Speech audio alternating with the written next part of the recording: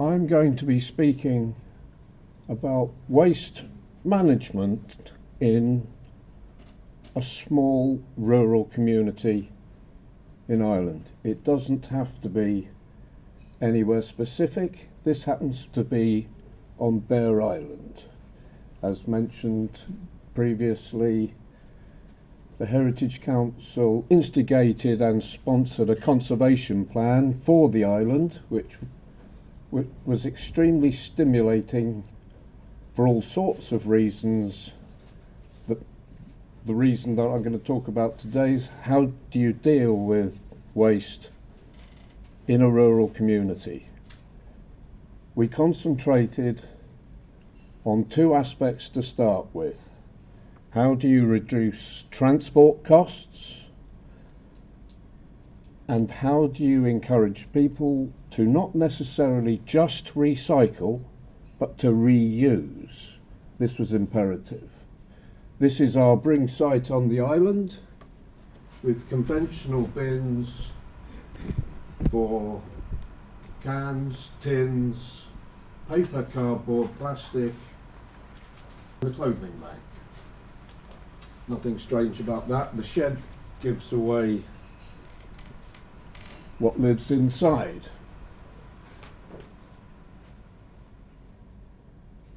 To aid our progress with reusing, we picked on three items that we could most easily deal with that problem. The first being,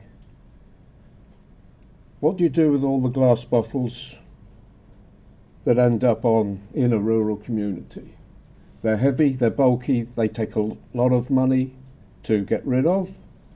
Their residual value in the waste management stream is low.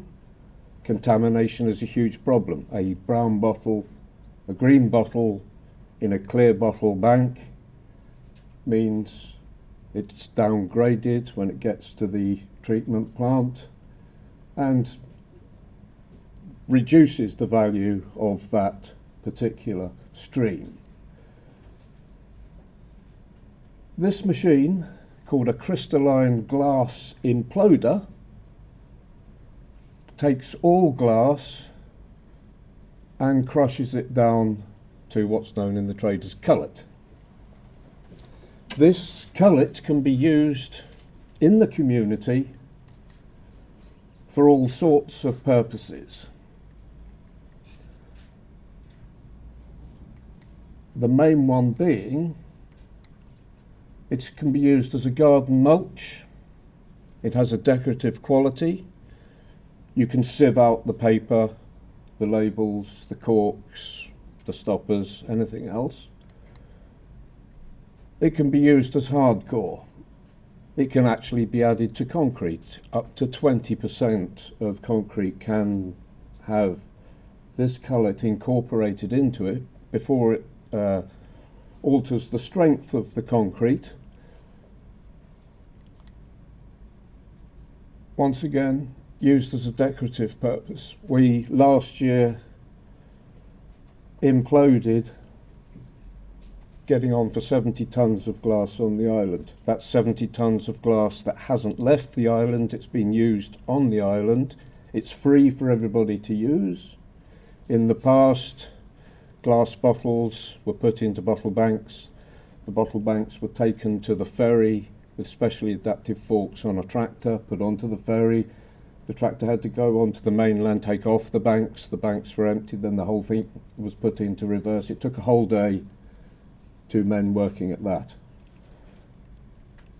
It saved a huge amount on transport. It's also encouraged people on the island to think about what they're doing with their containers, any type of container that they're buying for any purpose. This can be turned into a usable product very easily. The secret to the imploder, which is an Irish invention to be used on cruise ships, and I believe even the Irish Navy now have it, It doesn't grind and crush the glass, it implodes it with a shockwave sound, which means that the glass cullet is not sharp. You can put your hands in it and rub it together, you won't get cut. It's incredibly safe to use. I'm not saying it's infallible, but it does make it much safer. So it's easy to take it away, use it on the island.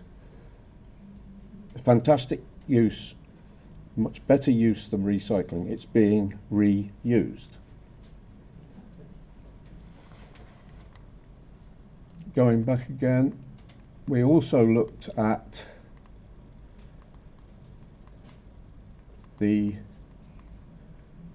how can we reduce transport costs for the rest of the recycling process. Mainly cardboard, plastic, paper.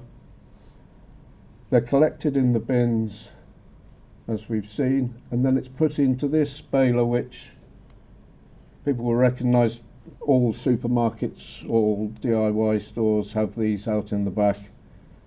This compacts materials down to 10% of their original volume. That's a plastic bale. So instead of having to take out the plastics once a week to the mainland, it's every 10 weeks. It also gives the guys, this bring site is run by two guys on the Force scheme, Teddy and John. They've been there since the outset. This has been running since 2008. They're very proud of the work they do, keeping things clean, sorting again the rubbish which keeps, or the recycling, which keeps the purity together and also makes it more valuable to the processors in the long term. So we're down to, we look at 10% for everything. The glass crusher reduces everything by 90%. The last machine we incorporated into the reuse system was a paper shredder. Newsprint, and only newsprint, not magazines or anything else, but newsprint, is put through the shredder and then into the baler and baled up again. And this is used mainly for animal bedding in cattle indoor housing situations. Saves on importing straw, and is in fact a very good bedding material. People ask about whether there's anything toxic in newsprint. No, newsprint has been using vegetable dyes in its print for decades now, so there's no toxicological problems. It rots down really nicely, and it's a great favourite of farmers because it's free.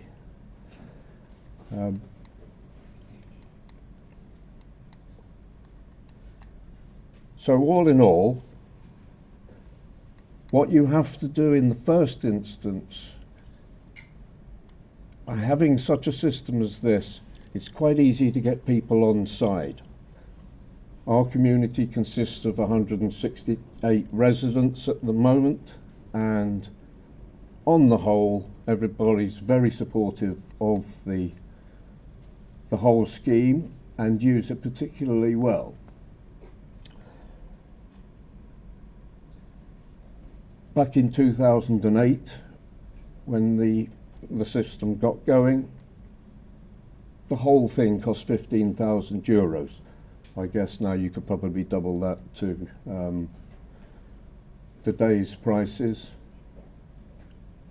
But with help from LEADER funding and raising money locally, we achieved that total, and it has been running now for getting on for 12 years, and is still as successful as it was when it started.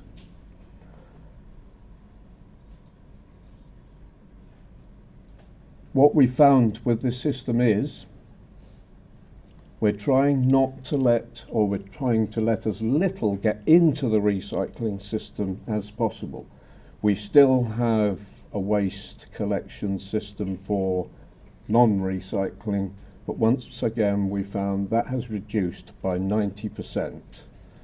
The beauty of being on an island is you can measure quantities quite easily and quickly.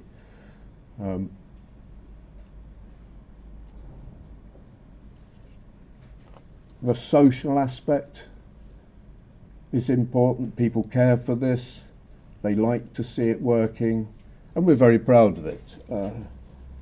A few years ago, we had some visitors from Denmark who were absolutely stunned by this, and they're way ahead of us in normal systems, especially energy and recycling. The beauty of all the machines that we have got on the island is that they're low power input. They're also all single phase.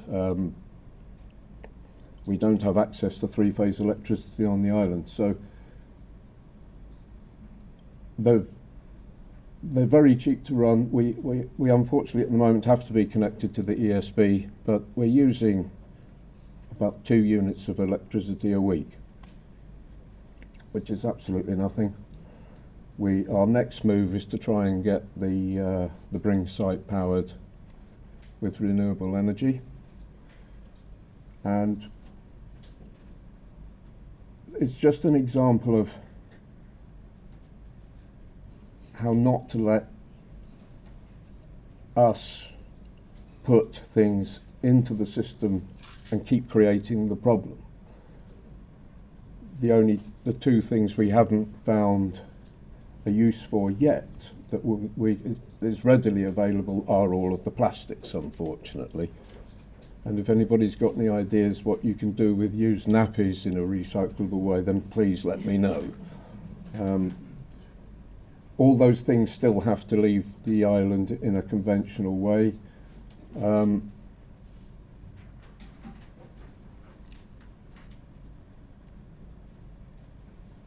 Transport cost has been reduced drastically.